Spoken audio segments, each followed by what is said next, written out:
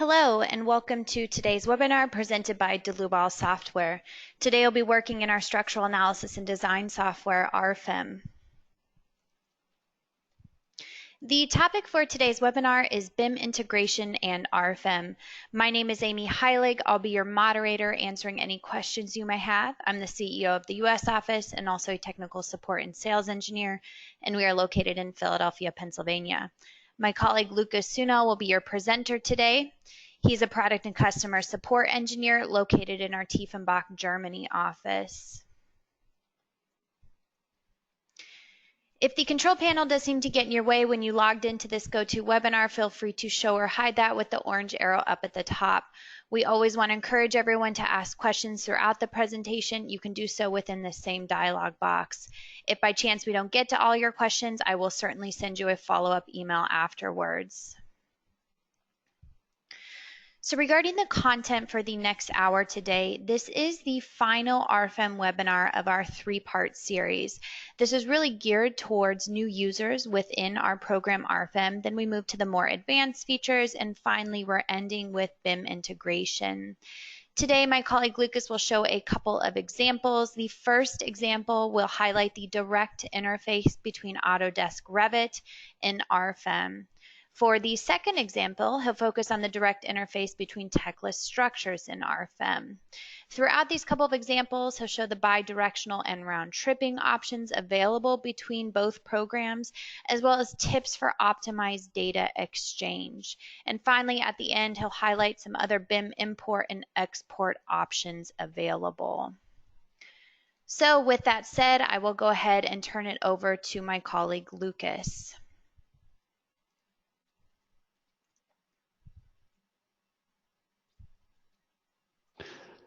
Thank you very much for the introduction, Amy. Hello also from my side. In the next 60 minutes, I want to show you the interface to Tekla and Revit. And I also want to give you a rough overview about the other interfaces that we have. Why do I mention Tekla and Revit separately from the others? Well, there is a major difference. And the difference is the following. Most of the other interfaces that we have are file-based interfaces. File-based interfaces are limited by the options the format offers. So if the file format has no option to exchange, for example, load cases or load data, there's no way we can change this. On the opposite, the direct interfaces, they are based on the APIs of both programs. So this allows us to define the exchange according to our expectations, of course with the limitations of the APIs. That also requires that both programs have to be installed on the same PC. So you need to have Tekla or Revit and RFEM on the same PC to use these interfaces. Before I show a live demonstration of the interfaces, I want to give you an overview about the possible workflows. The first workflow is maybe the most common one. You would start in Revit. So maybe the architect or the BIM manager created the model in Revit. And while he was defining the columns, the beams, the slabs, and so on, Revit allows you to automatically create the analytical model in the background. And this analytical model can be exported to RFEM, including loads in combination if you want so. In RFEM, you can continue, you can modify the structure, you can add supports, you can add member hinges, load, you can combine the load cases, and of course, you want to run the analysis and the design. If everything works out well, you can finish your design, you can create a protocol, and you're done. Of course, it can happen that some details have to be changed. The thickness of the slab, maybe the cross sections, materials, maybe you even have to add objects into RFEM. And these changes that you made in RFEM can be transferred back to Revit. So you can update the Revit model with the changes you made in RFEM. This is one big circle. You start in Revit, export to RFEM, and update the changes you made in RFEM back to Revit. The second workflow is pretty similar to the first one. The only difference is basically that we are not working with the full model. So we are not exporting the complete model. We are only exporting a submodel, maybe just one surface, or only the steel elements from the structure. And why would you do that? Maybe you're only responsible for the steel analysis or for the steel design of the structure. Or you simply like to work, or you like to design it level by level. Then you can update each level separately. The other functions are similar to the first scenario. And then there's the third workflow, and that's working the other way around. So here you would start in RFEM or RSTARP. Maybe you're the structural engineer and you made a preliminary design of that structure in RFEM. And now you want to make a few drawings in Revit. You want to determine the masses. So you can export the RFEM model into Revit, into a completely empty Revit file. So this is also possible. In Revit, you can, again, create these drawings and make whatever you do in Revit. And even if you make some changes there, you can update the RFEM model based on the changes you've made in Revit. So again, you have the full cycle, but this time you started with RFEM and not with Revit. These workflows, I mention here usually Revit in my in this document, in the PowerPoint. They are, however, applicable to Tekla as well. So the first and the second workflow are more or less identical with Tekla. Only the third workflow, where we start in RFEM, export to Revit, we do not have that option to update the RFEM model in Tekla. So whenever I export from Tekla to RFEM, I will create a new file. Only Revit offers me the option to update my RFEM file. With that being said, I would say we can go and check out the interfaces directly. I want to start with Revit. So what I will do is I will open Revit and I will open RFEM. In the background, RFEM is already opened, but it's empty. There's not a single file open. In Revit, I already have a structure, and that structure is based on the example Amy used in the previous two webinars of that series. Let's have a quick look what we have here. We have a mixed structure made of concrete and steel. We have some concrete columns with a 12 by 12 rectangular section. We have some pile foundation, some isolated foundations. We have two slabs with openings or with one opening, and we have some downstand beams here. Additional to that, we have a steel truss member or steel truss beam, where the upper girder is made of a W8 by 28 section. And just as a side information, the beam or the upper girder is one member that's running through. There is no division in the vertical or diagonal nodes. So when I was explaining these workflows, I was mentioning the analytical model. The thing what we see here right now is the physical model in Revit. It's the physical representation. Yeah? Every column, every slab is a 3D solid. We are interested in the analytical model, and that will be created automatically in the background when you model a structure in Revit. You only have to use the structure tab when you model something. And when you're using a beam, a wall, column, or floor, any of these items, there's an option defined in the background to enable the analytical model. So whenever I create a new wall or a new beam, the analytical model will be created automatically at the same point, at the same time. I was using these options, so I got my analytical model in the background already, and I can display it. I can display the analytical model, and I can change the graphic display maybe to a wireframe model. And now you can clearly see the analytical lines of the columns and the analytical floor.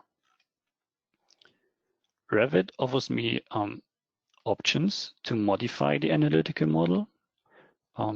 If you click on any element, for example, these verticals here, these small columns, you have now an option to change the properties of the physical or of the structural column.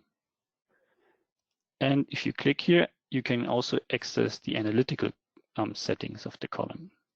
In these analytical settings, you can, for example, already define a hinge at the end or at the beginning of the beam.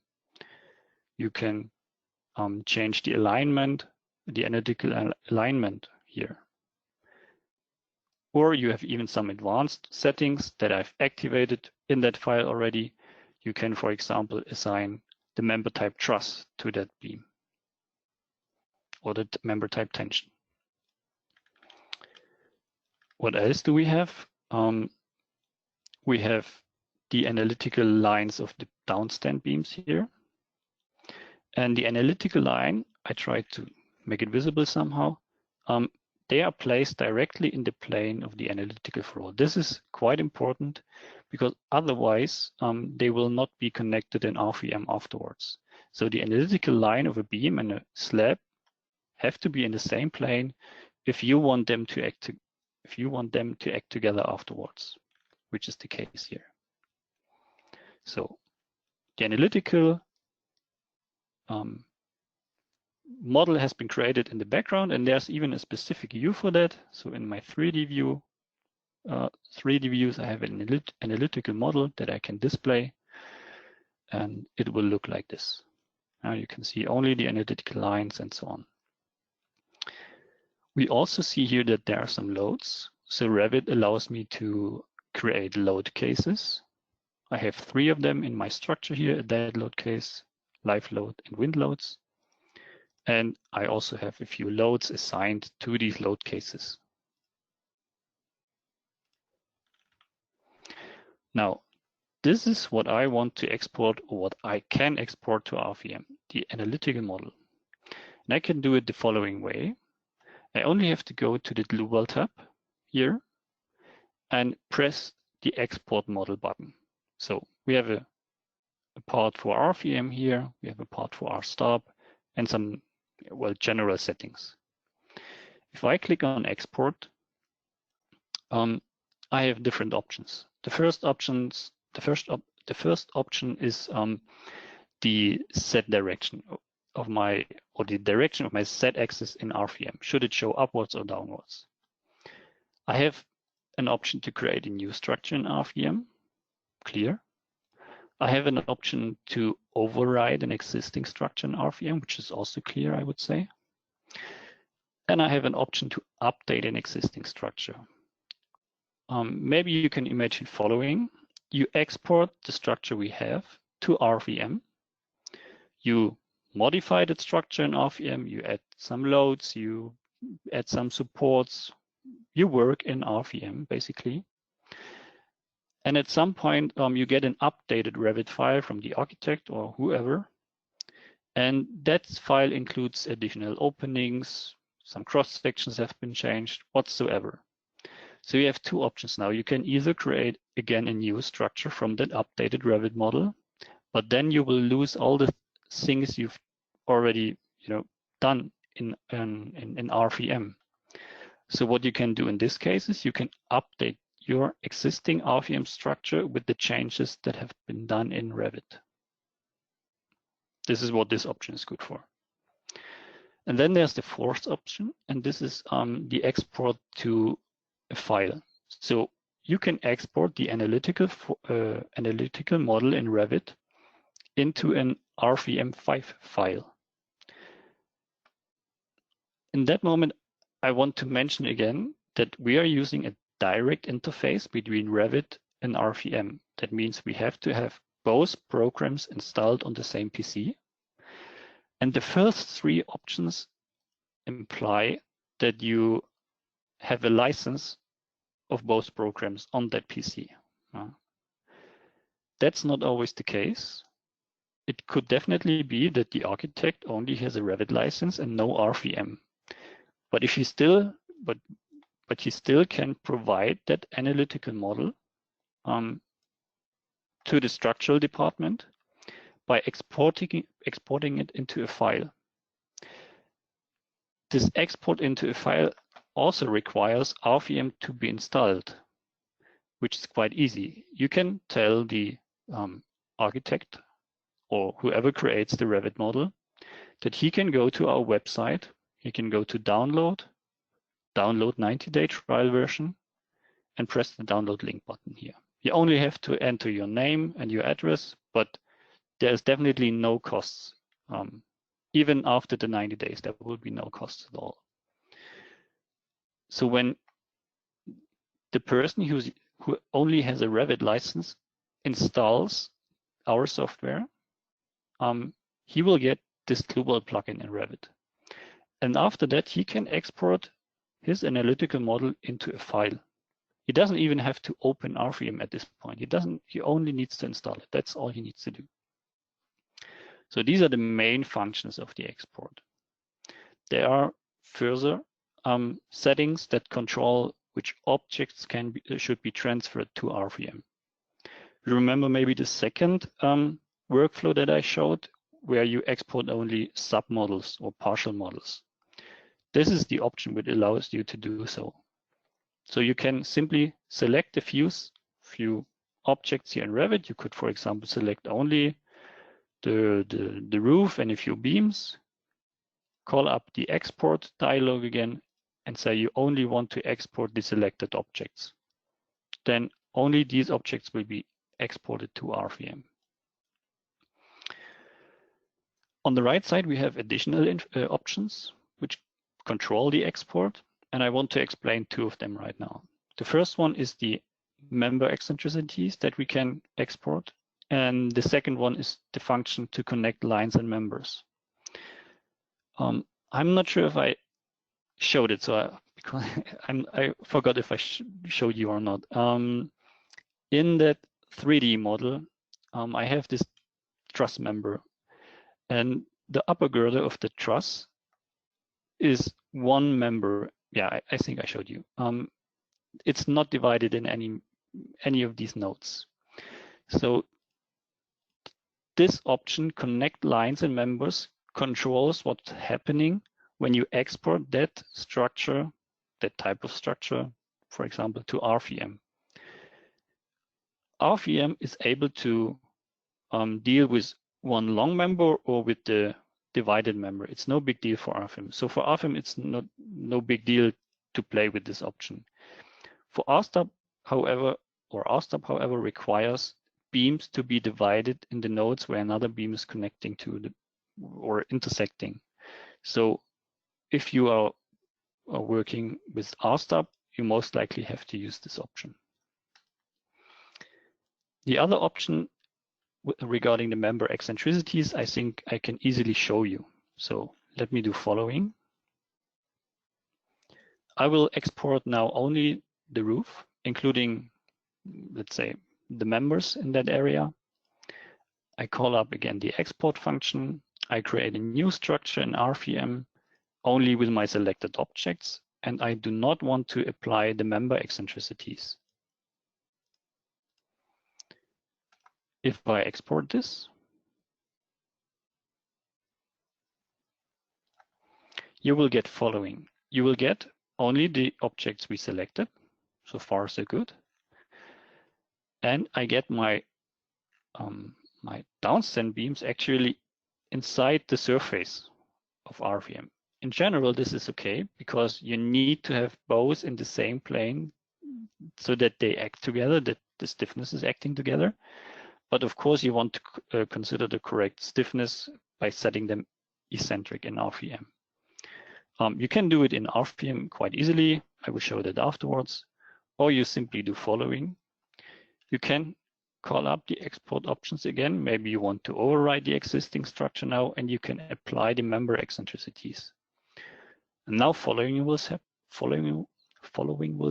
happen. Let's have a look now at the structure. You can see they are placed now below the surface, below the slab. The gap is just the thickness of the slab, which we do not display right now. I can easily change that. So if I display the thickness of the slab as well, we can see it's located on the right position right now. And this eccentricity, which we assigned here during the export, these 15 inches, they are based on the distance of the analytical line in Revit to the center of gravity of the beam. So this is the distance we used here. So regarding the other export options, in general, I want to export my complete structure. So I'm not using the selected parts here. I want to use the member eccentricities. And I also want to export the loads and load cases that I have in Revit. And additional to that, I can also convert my isolated foundations or my wall foundations, if I would have some, into nodal supports or surfaces with an elastic foundation. I decide to use nodal support here. So these isolated foundations will be converted into nodal supports afterwards. That's all I have to do right now. Let me quickly close this file here and run the export.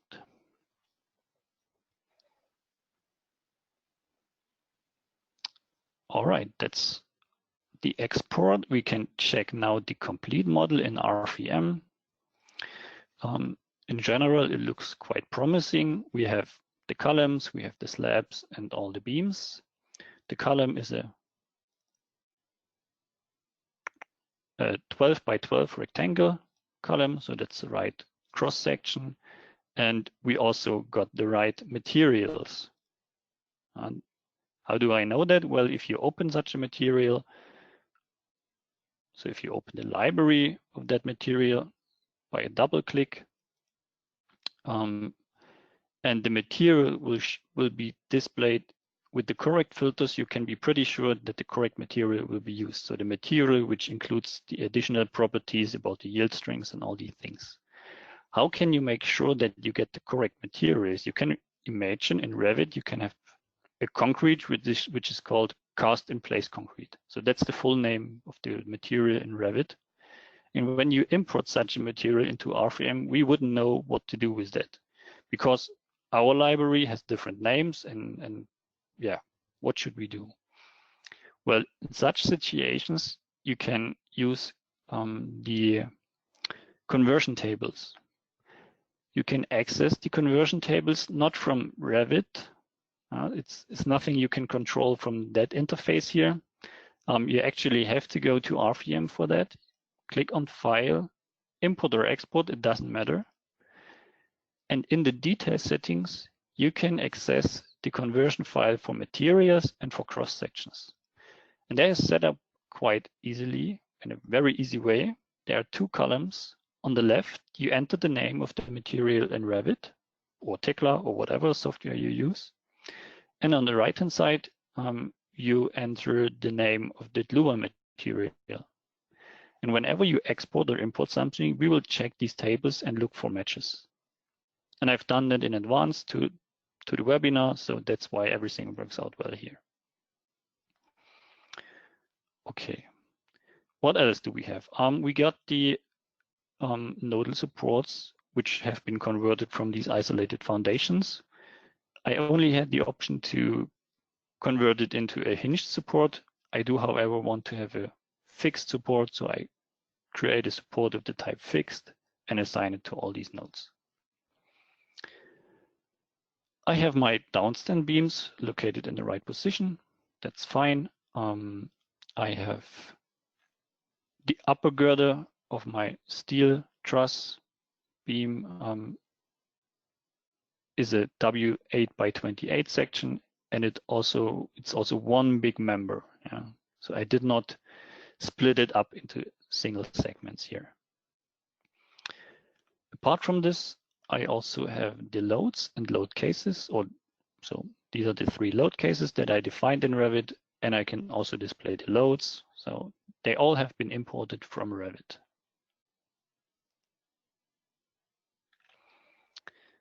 What would the next steps be? Well, first of all, I want to double check if I can calculate that structure or if I have to modify it somehow.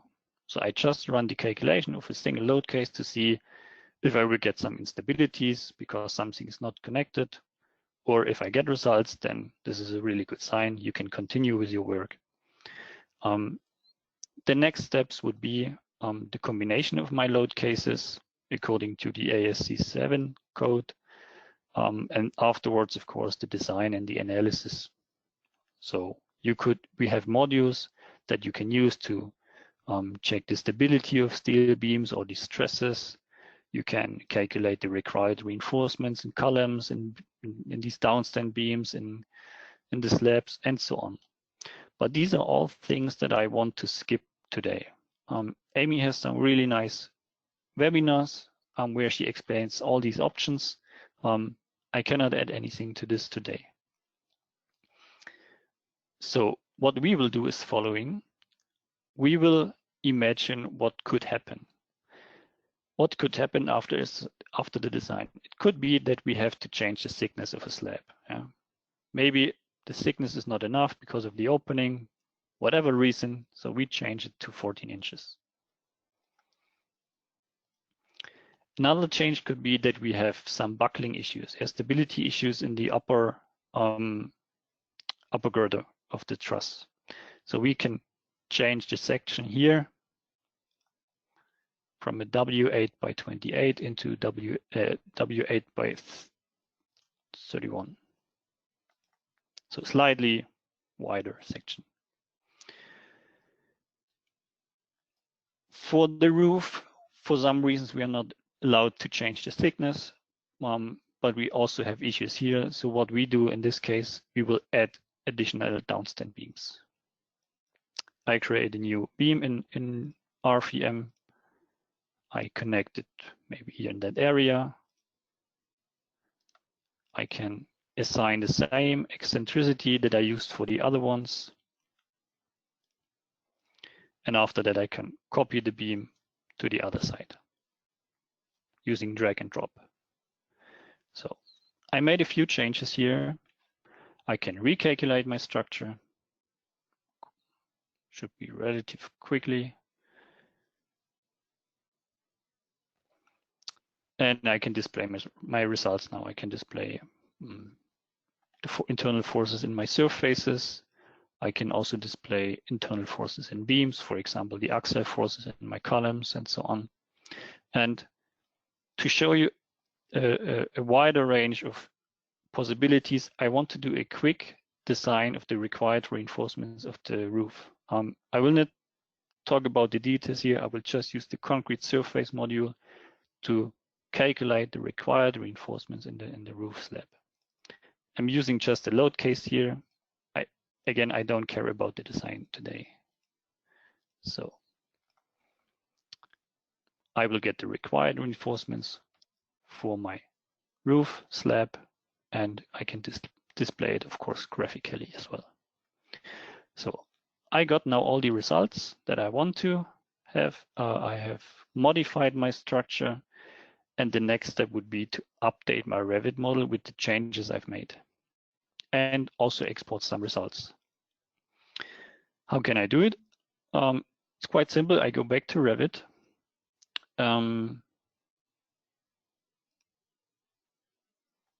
Is that Revit? Yeah, I go back to Revit and I press the import function now.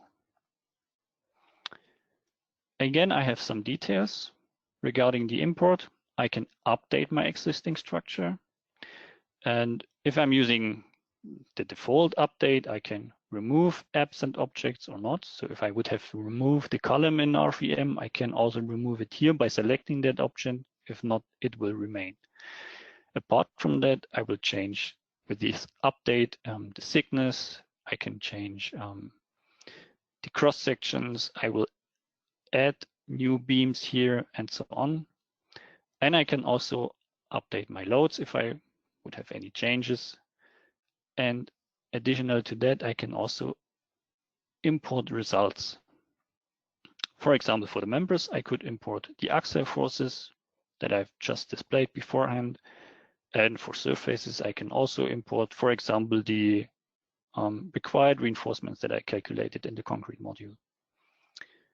I can also select the sources for the results. Maybe you don't want to have all the results from all these load cases or combinations. You can select them here. This is the general or the basic update function. There is a very conservative update as well, and this is the lowest option on the right-hand side here. Update only material thicknesses and sections. If you check that or if you activate that option, then all the other possibilities will be grayed out or removed. So again, this is a very conservative update. You only change the parameters of these objects. So the cross section can be changed, the thickness can be changed, and the material. But you're not able to modify the structure. If you deactivate that option, you're actually able to modify the physical elements in Revit. So you would be able to change the size or the shape of the concrete slabs. In some sometimes you want to be on the very safe side, so you would use that option. In my case today, I'm going to use the full capacity of that update. I run it now.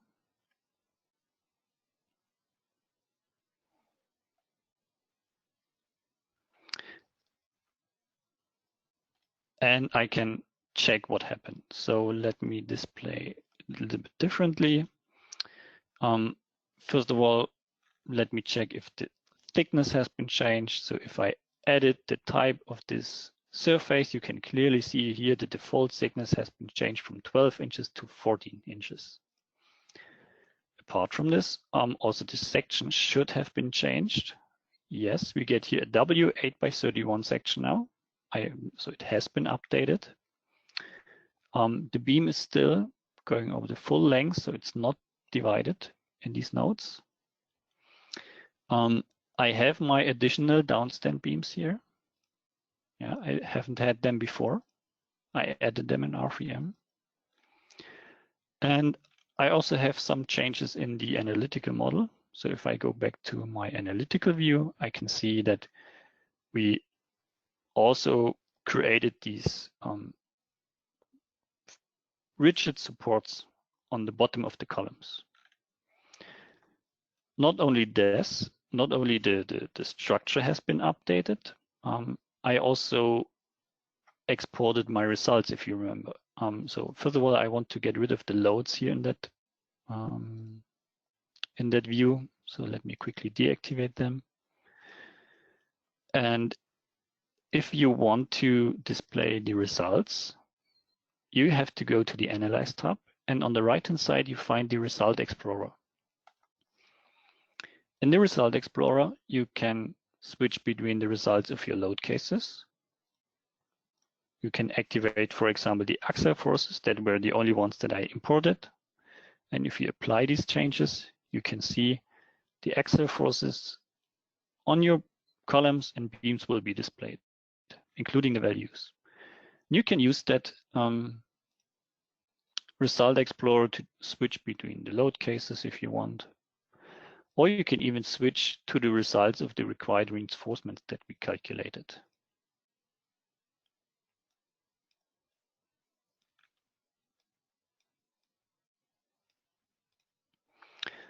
So Revit allows us, or the interface allows us, to export the content of our Revit structure to RFEM or RSTOP. We can design it there if it's set up correctly and nicely in Revit. We can make a few changes in our RFEM and update the Revit model based on the changes we made in RFEM. And we can also import results. So we have the full circle based on the first workflow that I showed you, or that I showed you in the beginning of that webinar. Now I want to show you also the third workflow in Revit. So this was the one where we actually start in RFEM. So I will create a new and empty project in Revit. There's nothing inside. There are only some predefined families. So a few W sections, few rectangular sections, but not everything. And I will go to RFEM. So as I said, we can imagine the structural engineer made a preliminary design in RFEM. And now he wants to make a few drawings. He wants to determine the masses. And that's why he requires the structure or why he wants to export that structure to Revit, because in Revit you have the tools for that. So what he can do is he can go back to Revit here, to the Dlubal tab, import the structure from RFEM. It's the same dialog as we had before. I don't want to import the results now, but with these options, you can import the structure from RFEM into a completely new Revit file. And it can happen that you get a window which shows you cross sections that cannot be matched with Revit types. So that window shows you that there is a section in RFEM, a W8x31, that we have no specific Revit type for in that file. We can check which families have been preloaded here, and we see there are some sections, but not the W8x31. What we have to do in this case, we have to load these family types. This has nothing to do with the conversion tables that I showed before. The conversion tables only create the matches between the Revit type and the cross section or the material in RFEM. But if the Revit type is not loaded, then we cannot match it. So this is something which relates to your template that you're using. So you have to load that type. And Revit also divides between beams and columns. So you have to be a little bit careful which Revit type you're loading from the libraries. So I will go to C Program Data Autodesk Revit 220 libraries, into my Imperial library. And here I have structural columns, where I would have theoretically the W section, but I also have structural framing, where I again have the W section. And I have to be careful what type is mentioned here. If it's a beam and braces, then you have to use the structural framing folder. If it is mentioned that the column is this is actually a column, then you have to go to the structural columns. Okay, I'm selecting the section that I'm using here, or the family. I'm importing it here, and after that I can continue with the import.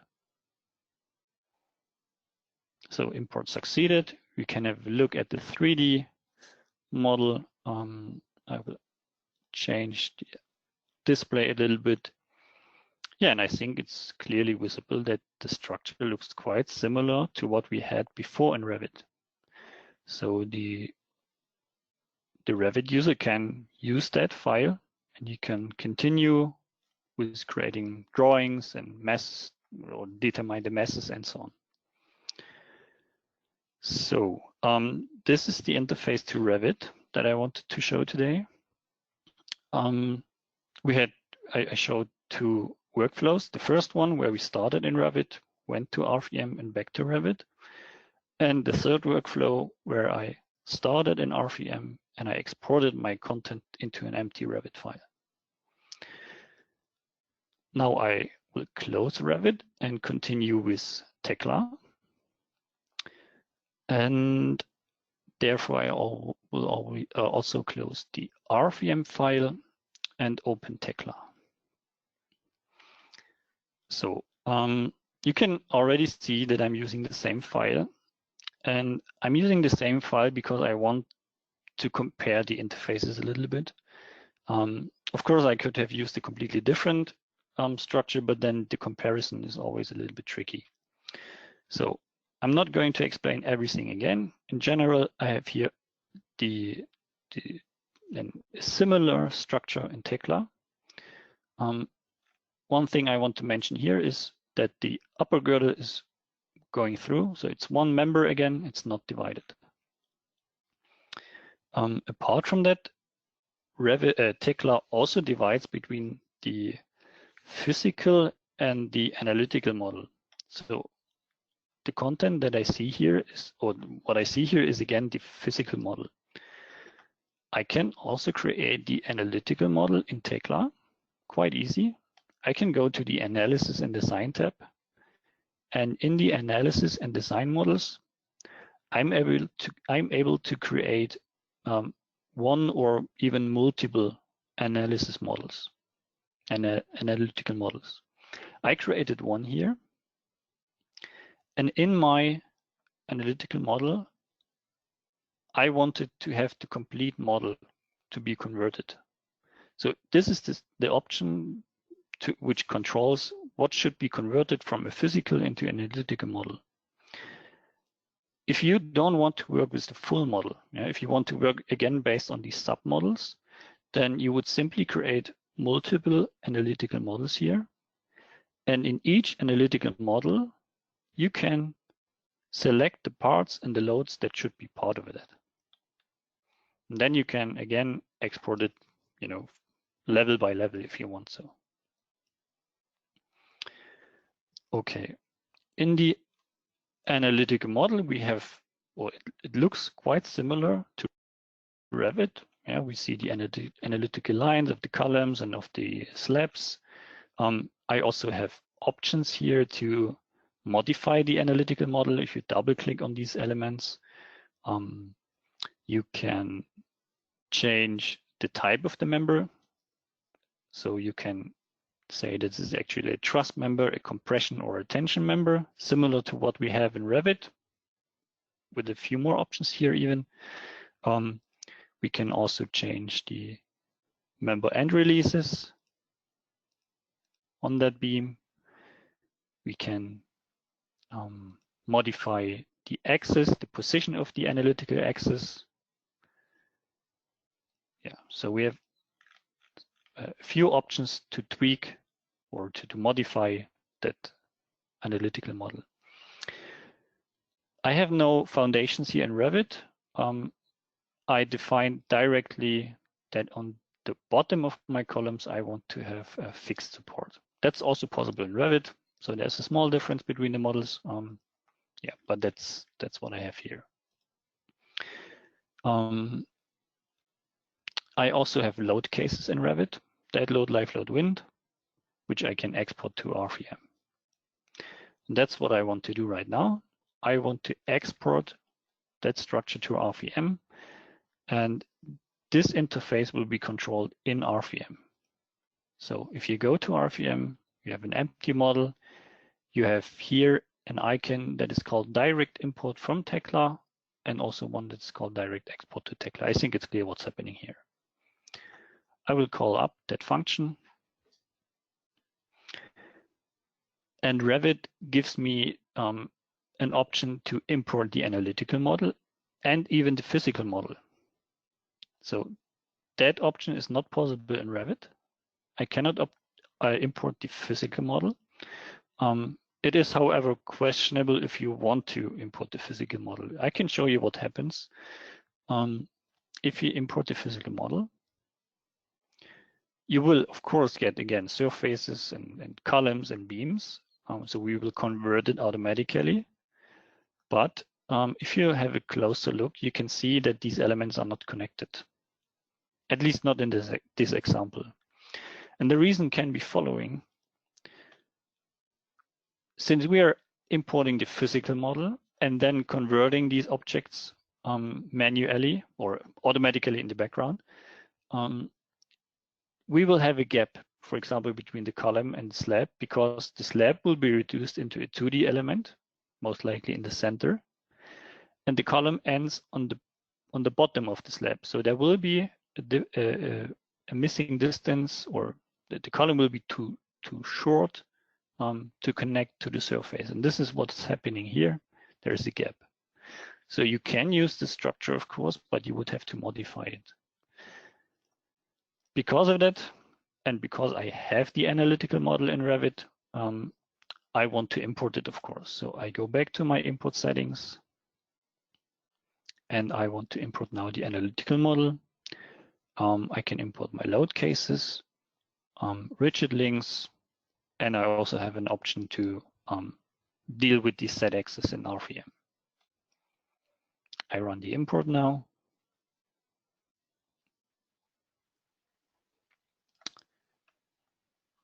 And let me deactivate a few things here. So let's have a quick look at the structure. It looks much better than the physical import. Yeah, we can see that the columns and the slabs are connected. We can see that I have already rigid nodal supports on the bottom of my columns. I imported them directly from Revit. I also have the correct materials assigned. You can see in Revit, the concrete that I'm using here, the concrete with 4,000 PSI, is only the name of that in Tekla is just 4,000. So if I would have imported only the pure name without the conversion tables, I wouldn't have gotten any value. Yeah. So the conversion tables again help me to convert it correctly into a material from my library. And what else? Yeah, we also have these truss members that I defined in Tekla. So you can render that complete structure according to the type of the member. Then you get a small panel on the right-hand side. You can see that blue is a beam member, green is a truss member. So that was the option that I defined in Tekla and also Revit before. And the difference that I see here is following. My beams are placed in the center of the slab, so in the, yeah, and not eccentric.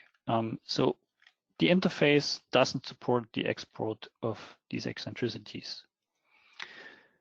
It is, however, not a big deal. I can easily change that in RFEM.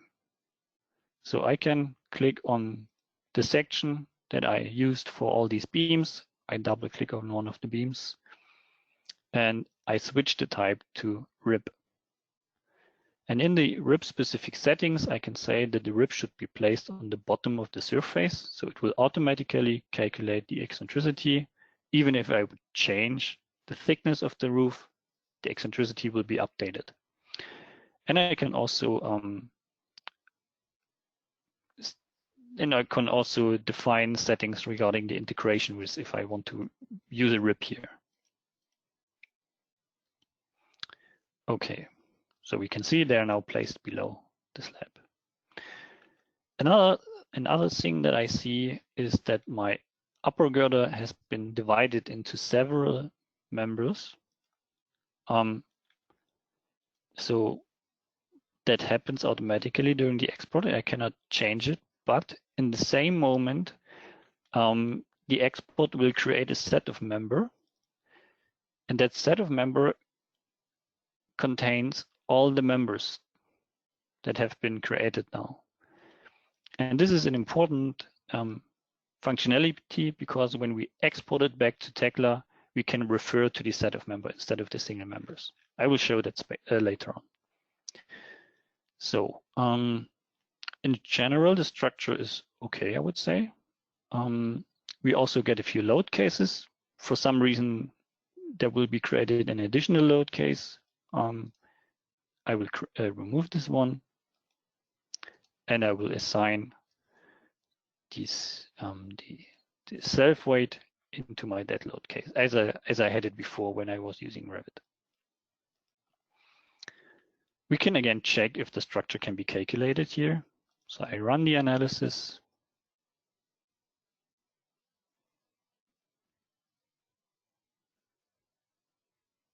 And I can see, okay, the structure can be calculated. In general, the the export of Tekla was really good. I get again my internal forces in my surfaces, also in my beams. So this is something which is very this is proofs that the import was okay. We do the same again what we did before. We will change the thickness and the cross sections and so on. So we skip the design again. So I will change the thickness of that surface again to 14 inches. I will change the cross section of the upper girder again to W8 by 31. And I will also create these additional members here.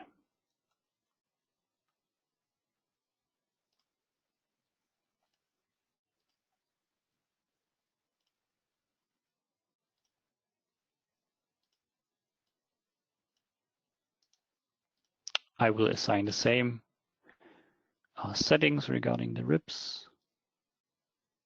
Should be placed on the plus Z side, so equally to the other downstand beams.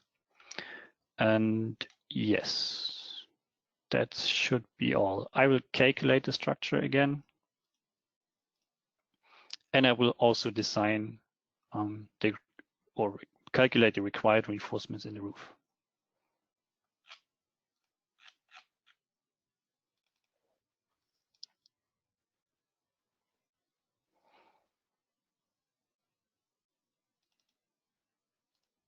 Only for the roof again. Okay, run the calculation. And we can display it again just to double check if it looks similar, which is the case, and also the results for the load case. So I have now the same structure as I had it before, and I want to export these changes that I made back to Tekla. Therefore, I can call up the direct export to Tekla structures here. And I have following options. I can override my existing model. I think it's clear. I could append it to the existing model, and I can update it. If I update that structure, I have additional options. And the first option here is following. You can create only one member from continuous type set of member. So remember, the members in the upper girder have been divided, but we also created this set of member which contains all these members. So now, because of that set of member, it will again export only a continuous long member instead of the single members. So this, fixes the issue with the division of the members. I'm also able to export the internal forces of my current view. So in my current view, I have the internal forces of my dead load case. So this is already, not as good as in Revit. We are only able to export, first of all, internal forces and not the required reinforcements. And I'm also only able to export the forces from one situation. Apart from that, I have some additional update options. I can update coordinates, the materials, the cross sections, the thicknesses of slabs, and I can add new objects or remove. So this is again quite similar to Revit. I can run the update now. And we will of course check the content of that in Tekla. I go back to Tekla. And we can check if the updates have been done. So I click on my slab. I can see it's 14 inches now instead of 12. I can also double check the cross section. Yep, W8 by 31. And also the additional downstand beams have been created. The color is different. It looks like they're steel, but actually it's also concrete. It's just the color which we can change here.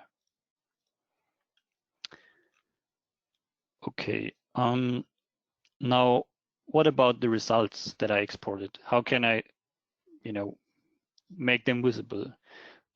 Tekla has here a few limitations, or well, let's say a different philosophy how to display these results. You can display the results if you click on a member, right click, and you open the detailed informations of that member. And in this information box, you can see the internal forces at the end and the beginning. So 1 and 2 is end and beginning of the member. So here you can display the internal forces. So if you want to design a connection in Tekla, you can refer to these internal forces. This is how you can display the results in Tekla. The required reinforcements, for example, which we had in RFEM, there's no way you can display it here directly. Tekla or Trimble in general, however, offers a different tool to do so. And that tool is called Trimble Connect. So what you can do in this case is following. You could display in RFEM, for example, the required reinforcements in that slab, create a nice view, maybe enable a few values. Then you can make a picture. And you can save that somewhere, wherever you want. Okay, I saved it on my desktop. And you can do following. To link that information to Tekla, you can call up Trimble Connect. And in Tekla, you can export your structure to Trimble Connect. I did that in advance, to be honest. And you can also create an IFC file based on that structure, which you can link to Trimble Connect. And in that webinar project that I've created, I have here my IFC file that I also created from Tekla. I can navigate through that IFC file quite easily. And I can select, for example, the slab, the roof, and assign documents to it. I can assign the document from my desktop, required reinforcement roof, which already exists because I did it before as well. And I can select it here, and then it will be assigned to that slab. So, and what does it do? When you use Trimble Connect to select the data from different sources, you can display them. So if I select this slab, I can show related pictures, documents, whatsoever. For example, the required reinforcements. I did it already for a column down here. Here I designed the required reinforcement in the column, and I linked that graphic also to the IFC object of the column. So Trimble Connect is maybe the tool you would use if you want to document results from RFEM or whatever application together with the Tekla structure. So this was the interface regarding Tekla. I think in general you can say that both programs offer the same options. You have the same workflows. Of course, they are slightly different in Revit and Tekla, but the basic functions for the analytical model you can access in both programs. This is the information regarding the direct interfaces. And now I want to give you, in the last 5 minutes, a short overview about the other interfaces that we have, these file-based interfaces. So I can close Tekla and Revit right now. Actually, I can do this afterwards and give you a quick overview about the other interfaces. The other interfaces are included in RFEM. So if you go into RFEM, into File, you have the options to import and export. files. If you open the import, you see already all the formats you can use. Apart from these extra formats, all other ones come along with the RFEM license. So when you buy RFEM, you get all these interfaces for free. Only the extra formats have to be purchased. So what kind of interfaces do we have? I'm going to start with the left one here. Basically, they are more or less all connected. All are based on the DSTV format. So it's format for frameworks only. So if you have a pure framework, you can think about using these file formats for the exchange. We can export and import that. And it's, even though it's a little bit of an oldie, it's, you notice it's an oldie but in goldie. It contains so many information. It contains information about materials, about the sections, about the hinges, about eccentricities. You can exchange the different member types that we have, truss, tension, and so on. Nodal supports can be saved in these files, member elastic beddings, set of members, even loads and combinations and results. So this file format, even though it's a little bit old, is still very strong. So whenever you have an option, so if both programs that you're using enable you to export into the DSTV format, you should give it a try. We have additional formats, general formats for CAD programs. Of course, we have the DXF exchange, so we can import and export DXF files. We do, however, import only the simplest elements, so only lines and 3D, what is it called, 3D face elements. We cannot import blocks or anything like this. So if you created a block in AutoCAD, you have to explode it down to the lines, and then we can import it or export it. We have an option to import and export the IFC files. Regarding IFC files, you need to know that there are different views. And the most common ones are the coordination view and the structure analysis view. We are able to import both views, structure analysis and coordination view.